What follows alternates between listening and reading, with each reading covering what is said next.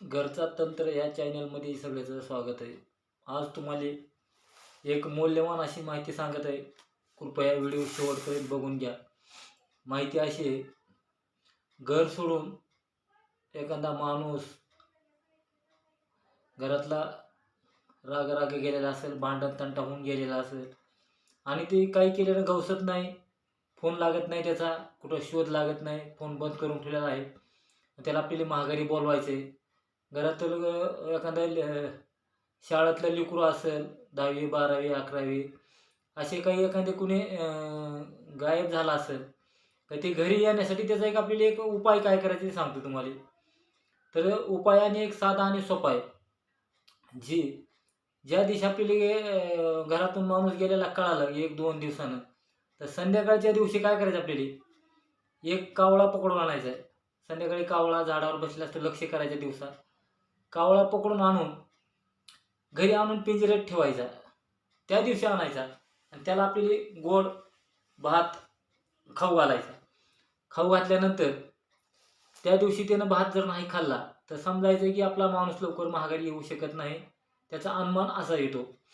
परत काय करायचं, दुसऱ्या रोजी आणि भात नाही खाल्ला तर त्या दिवशी त्याला आपलं दूध गायचं आणि मावळाचा मध, बारक्या माशाचा मध त्याला प्यायला द्यायचा. जर त्यानं प्याला, दूध आणि मध मिश्रित जर त्यानं दूध पिलं तर समजायचं की आपला जे चुकून माणूस गेलेला आहे ती माघारी येऊ शकतो लवकर. त्याला दूध पिताना एवढं सांगायचं की आमचा फलाना माणूस 2 दिवस झाला 4 दिवस झाला गेलेला आहे आणि जेवढं होईल तेवढं लवकर येऊ द्या, असं बोलल्यानंतर त्यानं दूध पित असताना बोलायचं फक्त.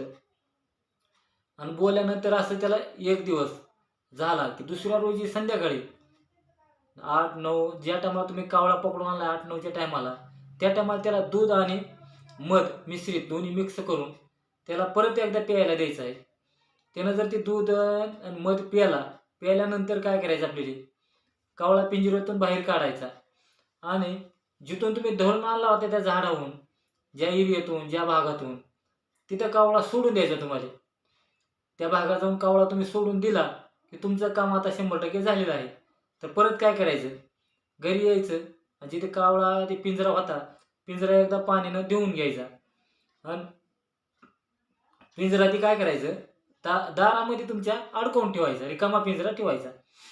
मग काय होतं, ती कावळा त्याच्या खोप्यामध्ये गेला, कावळा त्याच्या खोप्यात जाऊन बसला, मग आपला जी माणूस घरातून निघून गेलेला आहे कुठं, त्या माणसाला तिकडे बेचैन होतं आणि आपल्या घरी यायला निघून येतो तो. मग जितका त्याची लांब असेल गेलेला तितका त्याला उशीर लागेल. समजा तुमच्या घरापासून 100, 200, 400, 500 किलोमीटर जेवढा लांब असेल त्याचा प्रवास ते घराकडे यायला चालू करेल आणि ते आपल्या घरी येऊन भेटेल. अगर फोन करेल, मी इथं आहे.